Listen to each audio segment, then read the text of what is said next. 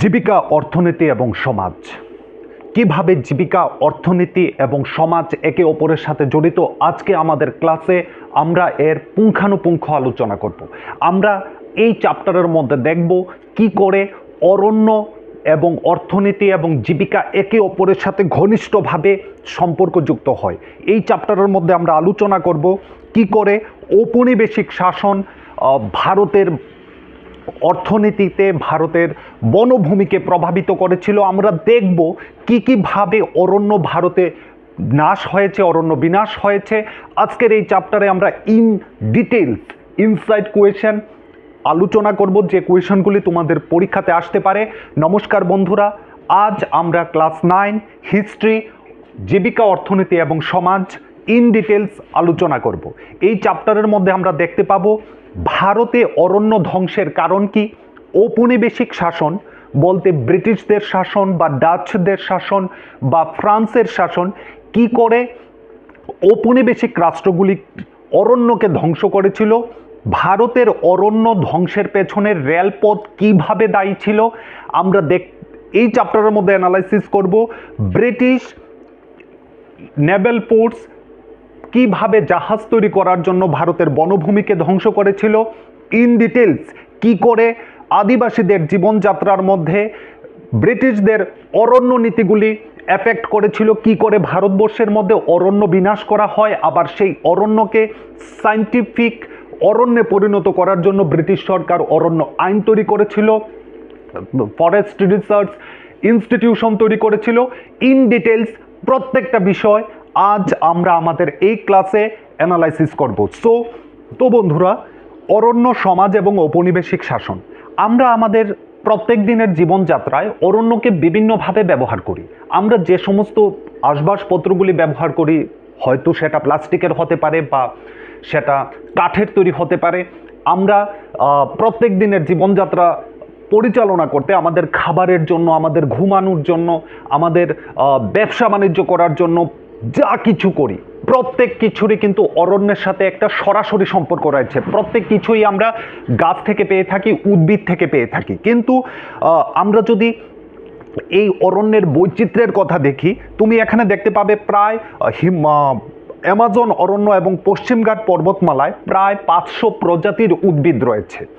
এখানে বলা হয়েছে যে 1700 খ্রিস্টাব্দ থেকে 1995 খ্রিস্টাব্দ পর্যন্ত সময়কে বলা হয় শিল্পায়নের যুগ। এই সময়কালে 1,39,00,000 বর্গ কিলোমিটার এলাকাকে পরিষ্কার করে সেই জায়গাতে কৃষি জমিতে পরিণত করা হয়েছে। পৃথিবীর মোট অরণ্যভূমির 9.3% শিল্পায়ন, কৃষিকাজ এবং পশুচারণ বা জ্বালানি কাঠের জন্য অরণ্যকে বিনাশ করা হয়েছে, বন ধ্বংস করা হয়েছে। এখানে এই জায়গাটাকে তোমরা একটু ভালো করে মনে রাখবে, কারণ এই জায়গাটা শর্ট কোয়েশনের জন্য কিন্তু খুবই ইম্পর্ট্যান্ট। তোমাকে বলা হতে পারে যে কোন সময়কে শিল্পায়নের যুগ বলা হয়, তোমার আনসার হবে 1700 খ্রিস্টাব্দ থেকে 1995 খ্রিস্টাব্দ পর্যন্ত। কেন এই সময়কে শিল্পায়নের যুগ বলা হয়?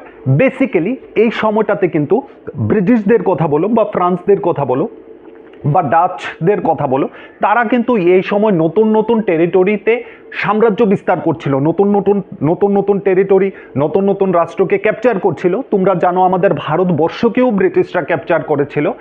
ক্যাপচার করে সেই জায়গা থেকে তারা মূলত শুধুমাত্র তাদের অর্থকারী ফসলটাকেই উৎপাদন করাতে চাইতো। অরণ্য তাদের কাছে ছিল একটা অপ্রয়োজনীয় জিনিস। শুধু শুধু যদি জঙ্গল থাকে, সেই জঙ্গল জঞ্জাট দিয়ে তাদের তো কোনো লাভ নেই না। সেই জঙ্গল থেকে কোনো ট্যাক্সও বসানো যাবে না, সেই জঙ্গল থেকে তাদের কোনো কৃষিজাত জিনিস উৎপন্ন হবে না। সো যে জায়গাটা থেকে কোনো উৎপাদন হবে না, সেই জায়গার কি প্রয়োজন ছিল তাদের কাছে? এই কারণে পৃথিবীতে কৃষিকাজকে ম্যানিপুলেট করা হয়। সেই সময় পৃথিবীর যে বনভূমি ছিল, সেই বনভূমিকে ব্যাপক হারে ধ্বংস করা হয়। আমরা এখানে দেখতে পাচ্ছি যে মোট 1,39,00,000 বর্গ কিলোমিটার অরণ্যকে ধ্বংস করা হয়েছিল, পরিষ্কার করা হয়েছিল, যা ছিল পৃথিবীর মোট বনভূমির আয়তনের 9.3%।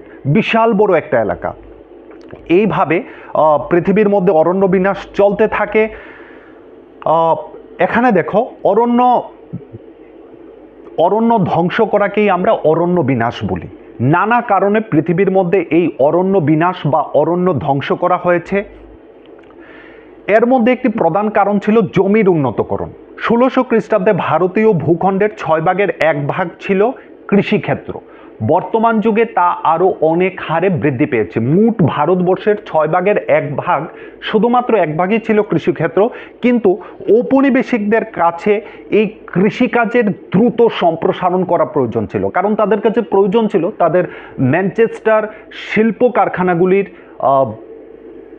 বস্ত্র বয়নকে বৃদ্ধি করার জন্য তাদের কাছে তুলার প্রয়োজন ছিল, প্রচুর পরিমাণ তুলার প্রয়োজন পড়তো। তার জন্য তার পাশাপাশি ইউরোপের যে রাষ্ট্রগুলি ছিল সেই রাষ্ট্রগুলিতে জনসংখ্যাও খুব দ্রুত বৃদ্ধি পেয়েছিল। এই বর্ধিত জনসংখ্যার চাহিদা মেটানোর জন্য তাদের অধিক পরিমাণ জিনিসের প্রয়োজন পড়ত। সেই জিনিসগুলিকে তারা ক্যাপচার করার জন্য, নিয়ে আসার জন্য তারা ব্যাপকভাবে অরণ্যকে বিনাশ করে ভারতীয় কৃষকদের দিয়ে তারা অর্থকারী কৃষিগুলির উৎপাদন করিয়ে নিত। ঔপনিবেশিকরা খুব দ্রুত ভারতে বন ধ্বংস করে কৃষিকাজের সম্প্রসারণ করে। শুধু ভারতে নয়, এরা কিন্তু সমস্ত পৃথিবীতে যে যে জায়গাগুলিতে তারা ক্যাপচার করেছিল সমস্ত জায়গাগুলিতেই তারা বন ধ্বংস করে অর্থকারী কৃষিজ ফসলগুলিকে উৎপাদন করাতো। এখানে দেখো, এখানে একটা ছবি দেওয়া হয়েছে, তোমার টেক্সট বইয়ে এই ছবিটা পেয়ে যাবে। এই ছবিটাতে প্রচুর পরিমাণ বাইসনকে দেখানো হচ্ছে। এই যে প্রাণীগুলি তোমরা দেখতে পাচ্ছ এটাকে বাইসন বলে। বিশাল জায়গাতে এই বাইসনগুলিকে পরিচালনা করা হতো। এই ছবিটা হলো উত্তর আমেরিকার সমভূমিতে বসবাসকারী আদি বাসিন্দা, যেমন লুকেটু উপজাতিদের বিচিত্র অর্থনীতি। তারা ভুট্টা চাষ করত, আবার তারা বাইসন শিকার করত। উপজাতিরা এই বাইসনগুলিকে শিকার করে তাদের জীবিকা নির্বাহ করত। বাইসনগুলির মাংস তারা খাবার হিসেবে ব্যবহার করত, চামড়াকে তারা ব্যবহার করত। কিন্তু ব্রিটিশদের কাছে এই বাইসন তাদের কাছে কোনো প্রয়োজনীয় জিনিসই ছিল না, কারণ তারা বাইসনের মাংসও খাবে না, চামড়াও তাদের দরকার নেই। তো তাদের কাছে এই উপজাতিদের জীবনযাত্রা ছিল একেবারেই তাদের কাছে স্বার্থবিরোধী। তাদের তো এর থেকে কোনো লাভ হবে না, না? তো তার জন্য তারা এই বাইসনের এই বিশাল চারণভূমিকে তারা কৃষিক্ষেত্রে পরিণত করেছিল। তারা বিপুল পরিমাণ বাইসনকে হত্যা করেছিল এবং সেই জায়গাটিকে তারা পরিষ্কার করে নিয়েছিল।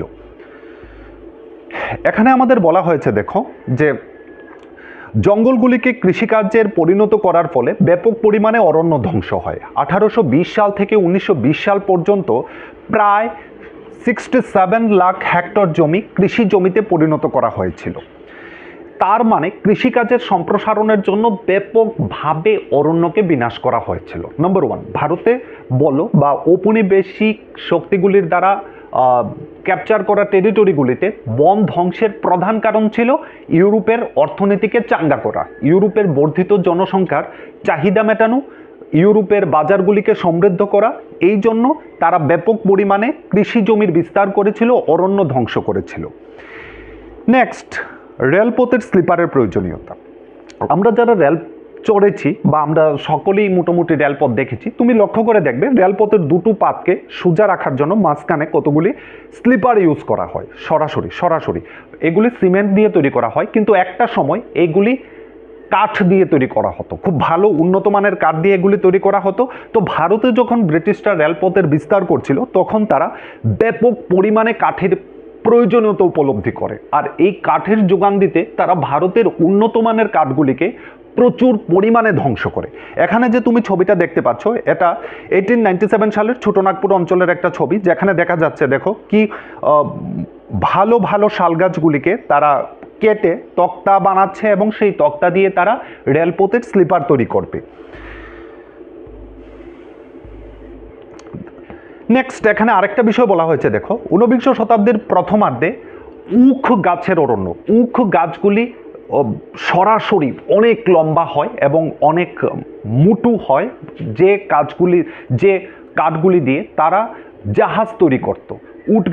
উখ গাছের কাঠ খুবই প্রসিদ্ধ জাহাজ তৈরি করার জন্য। তো তারা যখন আর ব্রিটিশরা ছিল চারদিক দিয়ে সমুদ্রে ঘেরা, তো তাদের সাম্রাজ্য বিস্তার করার জন্য সব থেকে বেশি প্রয়োজন জাহাজ তৈরি করার। তো কাঠ যদি তাদের কাছে অ্যাভেলেবল না থাকে তাহলে তারা কিভাবে জাহাজ তৈরি করবে, কি করে নতুন নতুন টেরিটরি ক্যাপচার করবে? তো তাদের কাছে সব থেকে প্রয়োজনীয় যে বিষয় সেটা হলো জাহাজ তৈরির জন্য কাঠ। সেই জন্য তারা তাদের যে ক্যাপচার করা টেরিটরিগুলি ছিল সেই টেরিটরিগুলিতে তারা সেই অঞ্চলগুলিতে তারা অনুসন্ধানকারী দল প্রেরণ করতে থাকে যে তোমরা যাও সেখানে গিয়ে বনগুলিকে পরীক্ষা করো, দেখো উক গাছের পরিবর্তে আমরা কোন কাঠটাকে ব্যবহার করতে পারি। তো 1820 খ্রিস্টাব্দ নাগাদ ভারতেও তারা এমন একটি অনুসন্ধানকারী দল প্রেরণ করেছিল যারা ভারতের অরণ্যগুলিকে খুঁজে খুঁজে খুঁজে খুঁজে যে কাঠগুলি তাদের প্রয়োজন হতে পারে, যে কাঠগুলি তাদের জাহাজ নির্মাণ কাজে ব্যবহার হতে পারে, তারা সেই কাঠগুলিকে আইডেন্টিফাই করে এবং এক দশকের মধ্যেই প্রচুর পরিমাণ গাছ কাটা হয় এবং ভারত থেকে সেই কাঠগুলিকে তারা ব্রিটেনে রপ্তানি করে নিয়ে যায়। 1850 খ্রিস্টাব্দের পর রেলপথের বিস্তারের জন্য নতুন করে কাঠের চাহিদা বৃদ্ধি পেতে থাকে। যে কথাটা তোমাদেরকে বললাম, ঔপনিবেশিক বাণিজ্য এবং সাম্রাজ্য বিস্তারের জন্য পরিবহনের প্রয়োজন ছিল রেলপথ, এবং এই রেলপথ তৈরি করা এবং রেলপথ আজ যে আমরা রেলগুলিতে চলি সেই রেলগুলি ম্যাক্সিমাম চলে হয় ডিজেলে, না হলে ইলেকট্রিসিটিতে, কিন্তু তখন কিন্তু সেগুলিকে জ্বালানি কাঠ জ্বালিয়ে চালানো হতো। তো প্রচুর পরিমাণ জ্বালানি কাঠ এর জন্য প্রয়োজন পড়তো। পাশাপাশি 1 মাইল রেলপথ তৈরি করতে প্রায় 1760 থেকে 2000টি স্লিপার প্রয়োজন পড়তো। বিষয়টা মাথায় রাখবে, শর্ট কোয়েশনে তোমাকে জিজ্ঞাসা করা হতে পারে। তো এটা মাথায় রাখবে যে 1 মাইল রেলপথ তৈরি করতে 1700 থেকে 2000টি স্লিপার প্রয়োজন।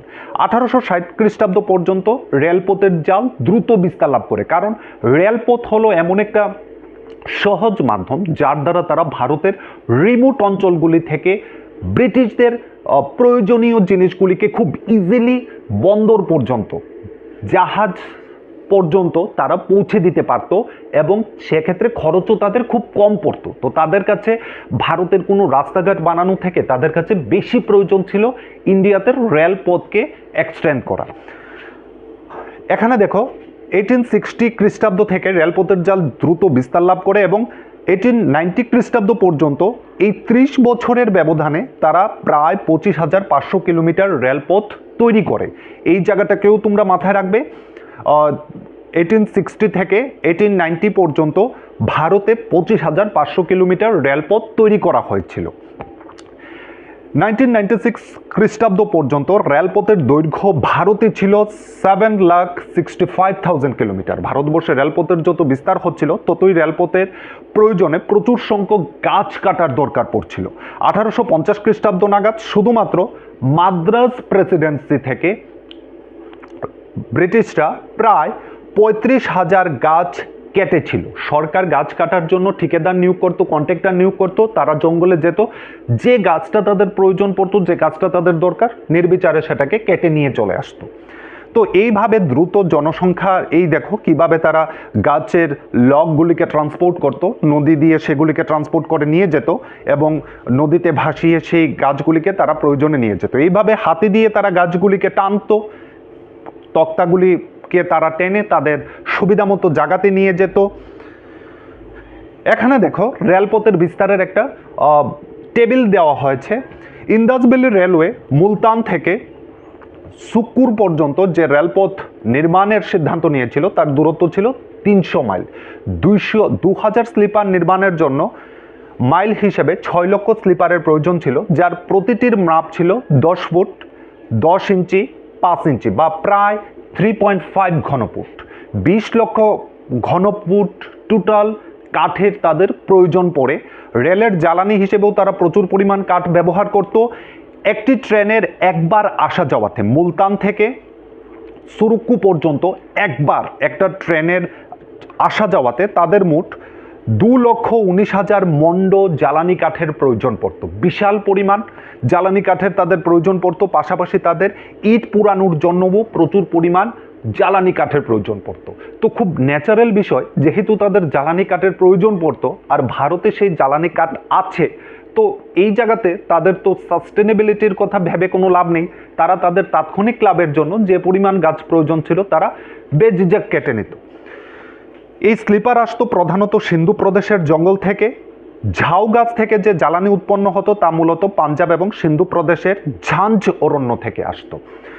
তাদের যে জ্বালানি কাঠের উৎকৃষ্ট অরণ্য ছিল সেটা ছিল ঝাঞ্জ অরণ্য। সেখানে জ্বালানি কাঠগুলি খুব কাঠের হিসেবে সেগুলি ভালো ছিল না, সেগুলি উন্নত মানের কাঠ ছিল না, কিন্তু জ্বালানি হিসেবে সেগুলি ভালো ছিল।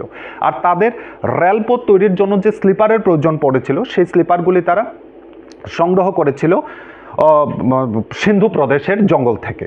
এইভাবে তারা অরণ্য ধ্বংস করতে থাকে এবং রেলপথের বিস্তার করতে থাকে। তো এই পর্যন্ত আমরা যা দেখলাম, ভারতে কৃষিকাজের বিস্তারের জন্য রেলপথ অরণ্য ধ্বংস হয়েছে, ভারতে রেলপথের বিস্তারের জন্য অরণ্য ধ্বংস হয়েছে।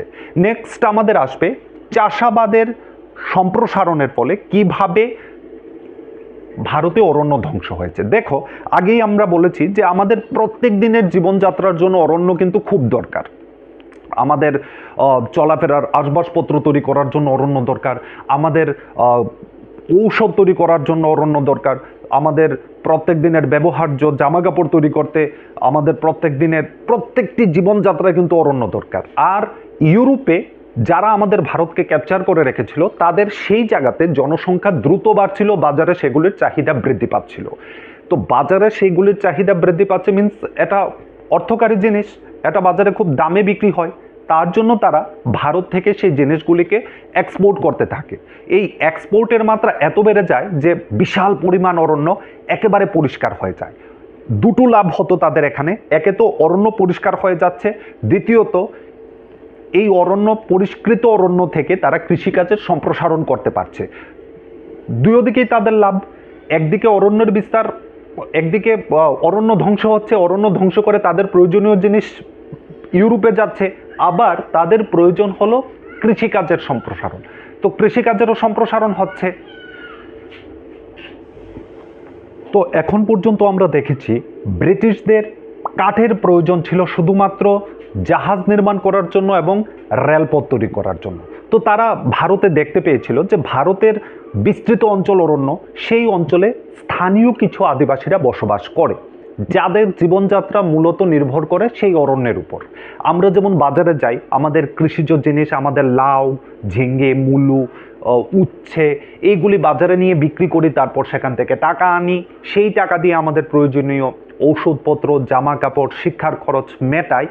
উপজাতিদের জীবন কিন্তু এমন না। তারা সকালে উঠে জঙ্গলে চলে যায়, সেখান থেকে জ্বালানির জন্য কাঠ সংগ্রহ করে, খাবারের জন্য খাবার সংগ্রহ করে, সেগুলিকে নিয়ে বাড়িতে চলে আসে, সে কাঠ দিয়ে রান্নাবান্না করে, সেই খাদ্যগুলিকে খেয়ে তাদের জীবন ধারণ হয়।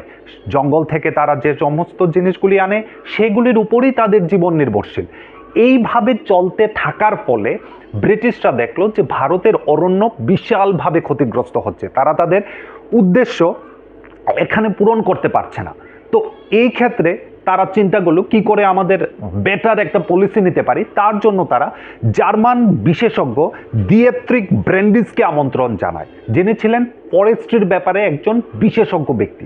তিনি ভারতে এসে ব্রেন্ডিস বুঝতে পারলেন যে ভারতে অরণ্যকে সম্প্রসারণ করতে গেলে প্রয়োজন আদিবাসীদের অরণ্যে যাওয়া বন্ধ করা, পাশাপাশি প্রয়োজন যে গাছগুলির প্রয়োজন সেই গাছগুলিকেই শুধু বাড়তে দেওয়া।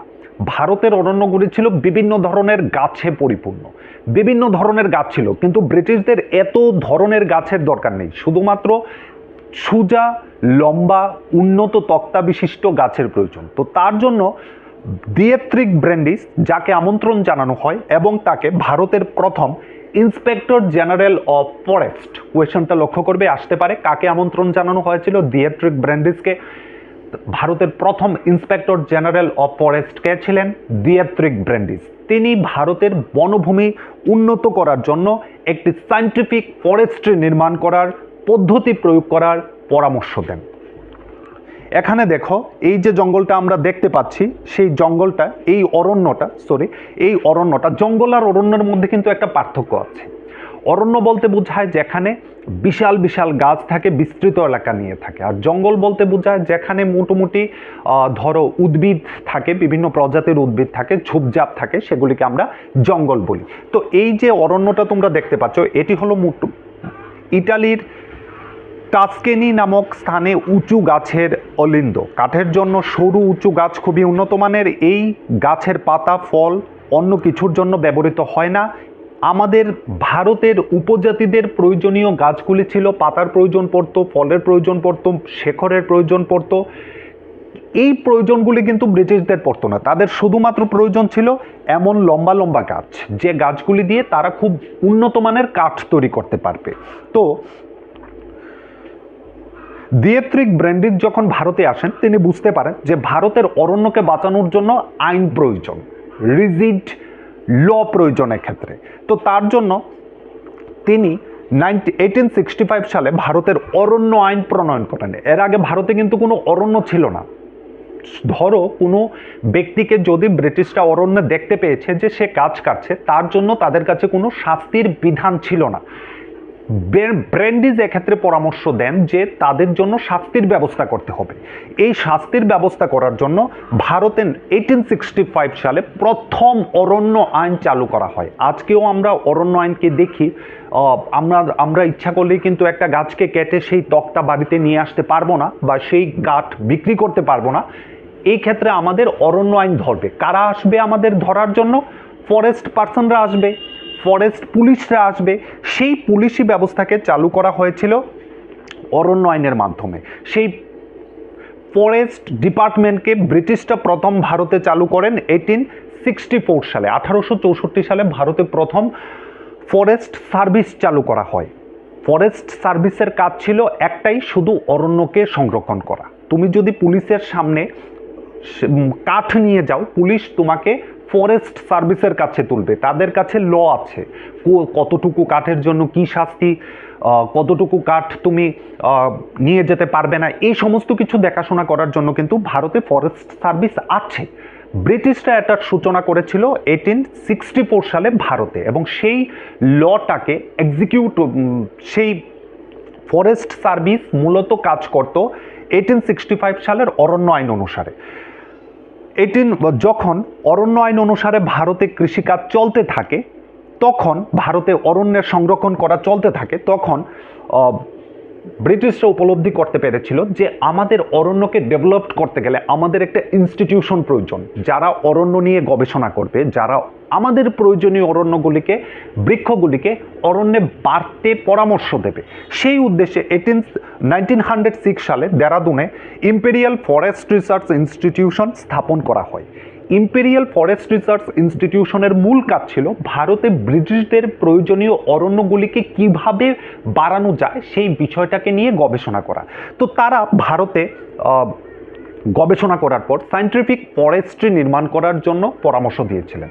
কি সেই সায়েন্টিফিক ফরেস্ট্রি? খুবই ইম্পর্ট্যান্ট একটা বিষয়। সায়েন্টিফিক ফরেস্ট্রি হলো যে সমস্ত গাছগুলি বনের মধ্যে আছে সেই সমস্ত গাছগুলিকে কেটে শুধুমাত্র প্রয়োজনীয় গাছগুলিকেই বাড়তে দেওয়া। এইভাবে তারা বিভিন্ন জায়গাকে বরাদ্দ করে দেয়, বনের বিভিন্ন জায়গাকে বরাদ্দ করে, ওই জায়গাতে শাল গাছ হবে, ওই জায়গাতে গামাই গাছ হবে, ওই জায়গাতে করই গাছ হবে। এইভাবে তারা পরিকল্পিত একটা বনভূমি তৈরি করে। যে পদ্ধতিটা তারা রেফার করেছিল এবং যে পদ্ধতিটাকে তারা সায়েন্টিফিক ফরেস্ট্রি বলছে, বর্তমান যুগে কিন্তু সেটাকে সায়েন্টিফিক বলা হয় না, কিন্তু তাদের কাছে সেটাই ছিল প্রথম সায়েন্টিফিক ফরেস্ট্রি। বিকজ এর আগে পর্যন্ত কিন্তু সায়েন্টিফিক ফরেস্ট্রি বা পরিকল্পিত বন বলতে কোনো কিছুই ছিল না। তারা প্রথম পরিকল্পিত বনের ব্যবস্থা করেছিল। ইম্পেরিয়াল ফরেস্ট রিসার্চ ইনস্টিটিউট প্রথম এই কাজ করেছিল, তার জন্য তারা এটাকে নাম দিয়েছে সায়েন্টিফিক ফরেস্ট্রি। 1865 সালের অরণ্য আইনকে পরবর্তীকালে প্রয়োজনের তাগিদে আবার দুইবার সংশোধন করা হয়েছিল। 1878 সালে প্রথমবার এবং 1927 সালে দ্বিতীয়বার। এটা কিন্তু তোমার শর্ট কোয়েশনে জিজ্ঞেস করতে পারে, মাথায় রাখবে। নেক্সট তোমাকে বলেছে যে প্রথমবার যখন অরণ্য আইন সংশোধন করা হয় 1878 সালে, তারা সমস্ত অরণ্যকে, ব্রিটিশরা সমস্ত অরণ্যকে তিনটা ভাগে ভাগ করেছিল: সংরক্ষিত অরণ্য, সুরক্ষিত অরণ্য এবং গ্রাম্য অরণ্য। প্রত্যেকটি অরণ্যের মধ্যে ক্রাইটেরিয়াগত কিছু পার্থক্য ছিল। যেমন তাদের কাছে ব্রিটিশদের স্বার্থের পরিপ্রেক্ষিতে সর্বোৎকৃষ্ট অরণ্য ছিল সংরক্ষিত অরণ্য, কারণ এই ধরনের অরণ্যে গ্রামবাসীদের কোনো কিছুই আনার পারমিশন ছিল না। তবে তারা সুরক্ষিত অরণ্যে,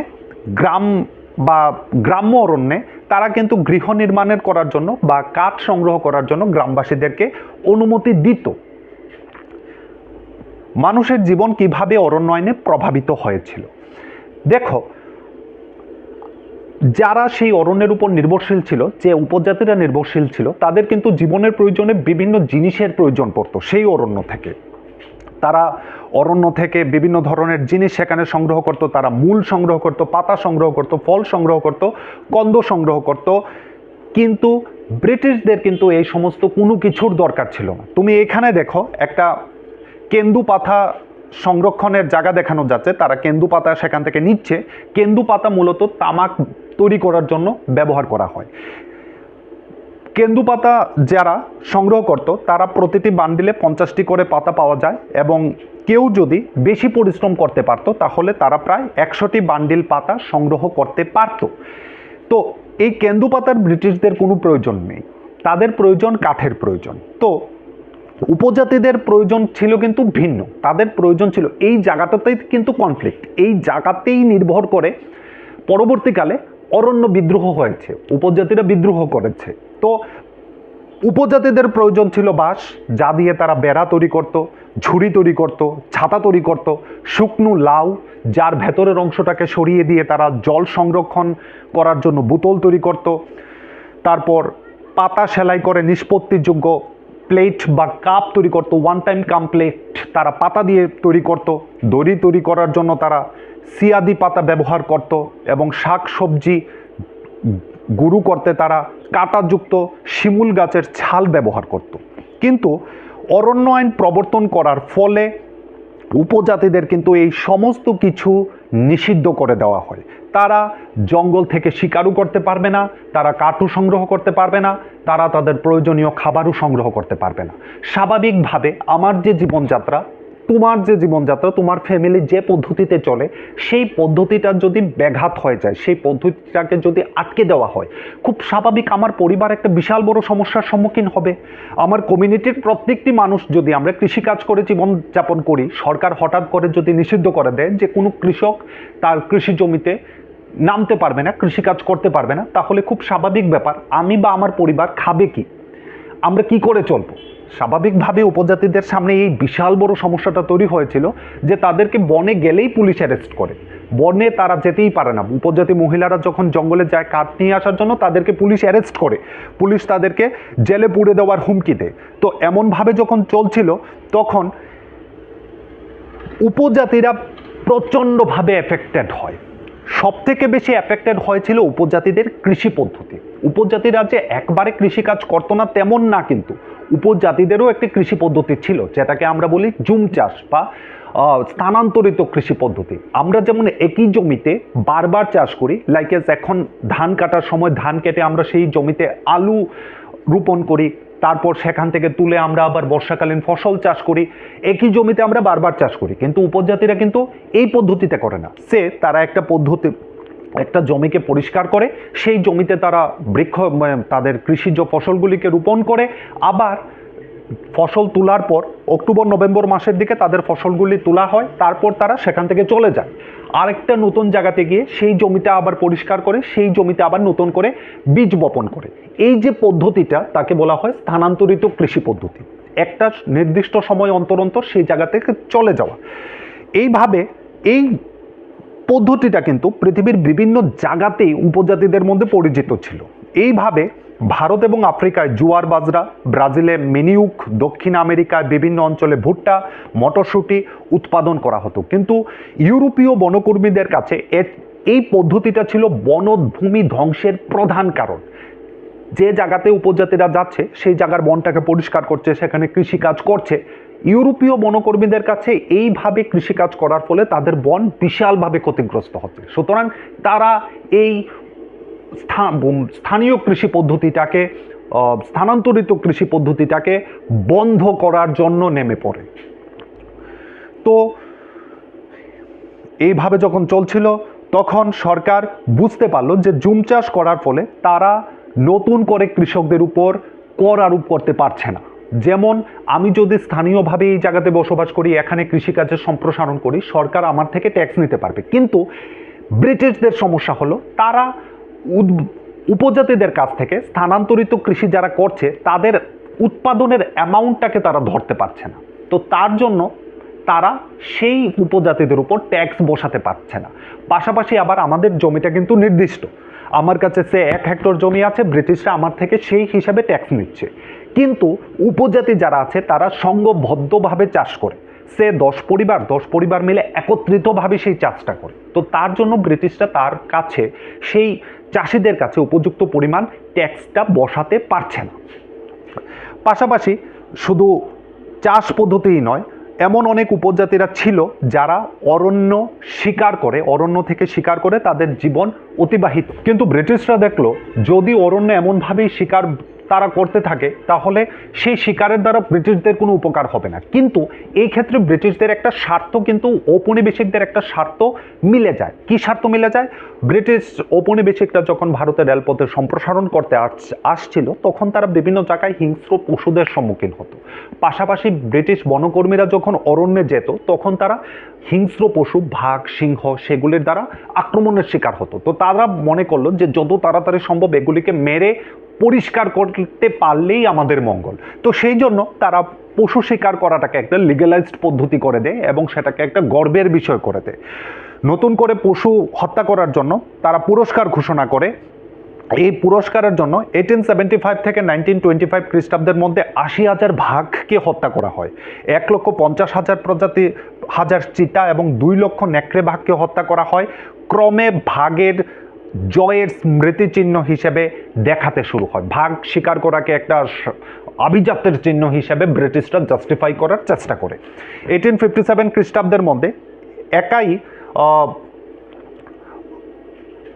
সারগুজার মহারাজ 1857 খ্রিস্টাব্দের মধ্যে একাই 1,157টি বাঘ এবং 2,000 চিতাবাঘ হত্যা করেন।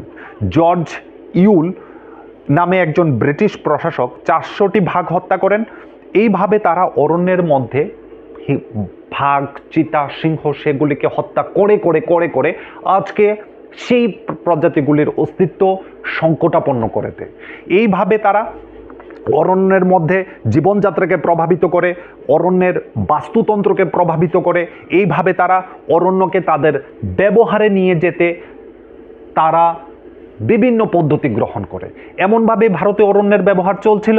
তো এই অরণ্যের ব্যবহারের প্রতিবাদে ভারতের স্থানীয় কৃষকরা, স্থানীয় উপজাতিরা কিন্তু মেনে নিতে পারছিল না। শেষ পর্যন্ত তাদের জীবন যখন কুণ্ঠাসা হয়ে যায় তখন তারা ব্রিটিশদের এই অবস্থার বিরুদ্ধে বিদ্রোহ ঘোষণা করে, যা অরণ্য বিদ্রোহ। আমরা পরবর্তী ক্লাসে অরণ্য বিদ্রোহটাকে কভার করব, কারণ এই ক্লাসটা অলরেডি অনেকটা বড় হয়ে গেছে। এই অরণ্য বিদ্রোহটা কিন্তু সকলের জন্যই বিশেষ প্রয়োজন। বেসিক্যালি যারা আমরা শুধু ক্লাস 9-এ নয়, ইতিহাস সম্পর্কে জানতে চাইছি বা ইতিহাস আমাদের অ্যাজ এ সাবজেক্ট কোনো পরীক্ষার মধ্যে আসতে যাচ্ছে, আমাদের সকলের জন্যই কিন্তু অরণ্য বিদ্রোহটা খুবই ভাইটাল। তো আমি এটাকে আরও ডিটেলসে অ্যানালাইসিস করব, তার জন্য আমরা এই ইউনিটটাকে পরবর্তী ক্লাসের জন্য রেখে দিচ্ছি। সবাই